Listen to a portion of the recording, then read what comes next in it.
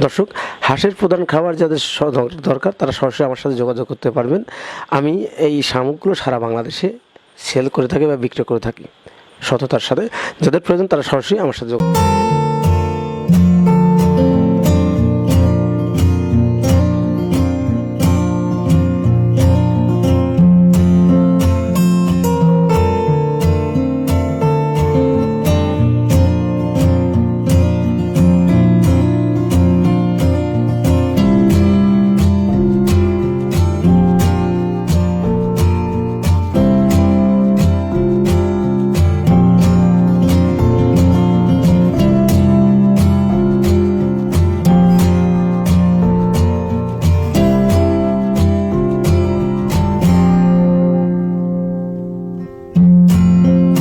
বিসমিল্লাহির রহমানির রহিম।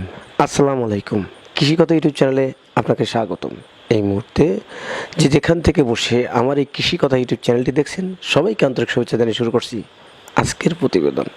দর্শক, বাংলাদেশ একটি নদীমাতৃক দেশ, যেখানে নদী, খালবিল, ডোবানালা ইত্যাদি আছে, যেখানে খামারিরা বিভিন্নভাবে হাঁস পালন করে আসছে এবং এখানে হাঁস পালন করে বিভিন্নভাবে খামারিরা স্বাবলম্বী হচ্ছে এবং বাংলাদেশের অর্থনীতিতে গুরুত্বপূর্ণ ভূমিকা পালন করছে।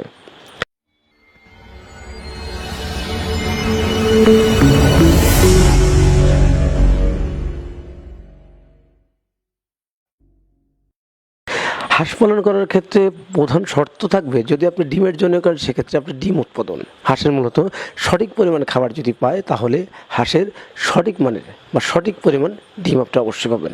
যদি পর্যাপ্ত পরিমাণ খাবার দেন সেক্ষেত্রে অধিক পরিমাণ ডিম সংগ্রহ করা যায় এই হাঁস থেকে। হাঁসের ডিমের রাজা যেটা হচ্ছে খাকি ক্যাম্বেল হাঁস। খাকি ক্যাম্বেল হাঁস থেকে বছরে 280 থেকে 300টি ডিম পাওয়া সম্ভব। সেটাও পেতে পারেন অধিক পরিমাণ খাবারের মাধ্যমে।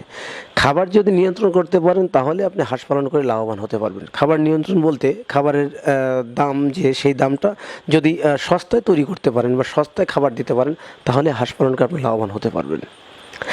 হাঁসের ডিম কেন কমে যায়? ডিম কমে যাওয়ার কয়েকটি লক্ষণ আমরা দেখতে পাই বা বুঝতে পারি। হাঁসের ডিম কমার যে কারণ, আমরা যেখানে হাঁসটা রাখি আমাদের ওই জায়গাটা অবশ্যই খেয়াল করতে হবে। আমরা যদি ওই জায়গাটাকে খেয়াল করি তাহলে অবশ্যই আমরা বুঝতে পারবো কী কারণে হাঁসের ডিম কমে যায়। আমরা যে জায়গাটাতে হাঁস রাখি এই জায়গাটা খেয়াল করতে হবে ভেজা বা স্যাঁতসেঁতে আছে কি না।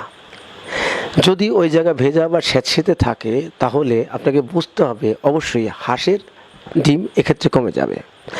এক্ষেত্রে আরও অনেক রোগ হওয়ার সম্ভাবনা আছে, সেটা কিন্তু পরবর্তীতে আমি আলাপ করব।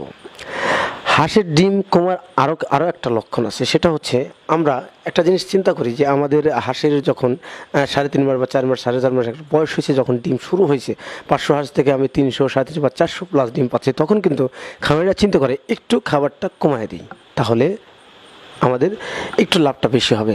কিন্তু এটা আপনাদের ভুল ধারণা। কেন ভুল ধারণা? কারণ হাঁসের যদি খাবারটা সঠিক পরিমাণ না দিয়ে থাকেন তাহলে কিন্তু হাঁস পর্যাপ্ত পরিমাণে ডিম দেবেন না।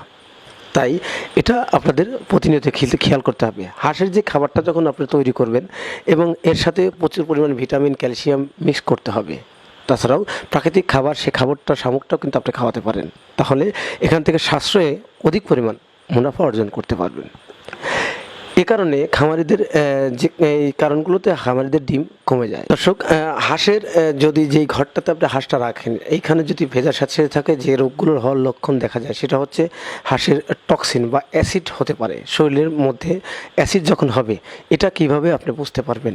হাঁস যখন দেখবেন খাবারের পরিমাণটা কমায় দিছে, খাচ্ছে না এবং পানির পরিমাণটা বেশি খাচ্ছে, তখন বুঝতে পারবেন যে হাঁসের এই সমস্যার সৃষ্টি হয়েছে, যার দরুন আপনাদের হাঁস দ্রুতই দুর্বল এবং সমস্যা সৃষ্টি হবে। হাঁসের যে জায়গাটাতে খাবার দেন সেই জায়গাটা অবশ্যই পরিষ্কার পরিচ্ছন্ন হতে হবে। কেন? কারণ বিষটাযুক্ত খাবার যদি হাঁস খায় সেক্ষেত্রে কিন্তু হাঁসের ডায়রিয়া হতে পারে। ডায়রিয়া হলে হাঁসের কী সমস্যা হতে পারে? হাঁসের যে ডায়রিয়া হওয়ার পরে হাঁস কিন্তু দুর্বল হয়ে যাবে। হাঁস এবং মানুষের যদি ডায়রিয়া হয় তখন মানুষও কিন্তু দুর্বল হয়ে যায়। সেক্ষেত্রে আমরা বিভিন্ন ওষুধ সেবন করে থাকি। তাই হাঁসের যদি ডায়রিয়া হয় সেক্ষেত্রে কিন্তু এই সমস্যাগুলো হয়ে থাকে, পরবর্তীতে হাঁসগুলো মারা যেতে পারে। এক্ষেত্রে হাঁসের পর্যাপ্ত পরিমাণ ভিটামিন এবং অন্যান্য ক্যালসিয়াম বা আরও যে শরীরের যে লবণাক্ত পানিটা বের হয়ে যায়, এই খাবারগুলো হাঁসকে বেশি খাওয়াতে হবে, তাহলে হাঁসের এই সমস্যার সমাধান হবে। পাশাপাশি পশু প্রাণী সম্পদ অধিদপ্তর তাদের সাথে যোগাযোগ করলে আপনারা অবশ্যই সঠিক পরামর্শটা পাবেন। আর যাদের এই ভিডিওতে কথাগুলো বুঝতে সমস্যা হয় তাহলে অবশ্যই তারা কমেন্ট করে আমাকে জানাবেন, আমি আশা করব এই কথাগুলো সমাধান দেওয়ার জন্য। দর্শক, হাঁসের প্রধান খাবার যাদের দরকার তারা সরাসরি আমার সাথে যোগাযোগ করতে পারবেন।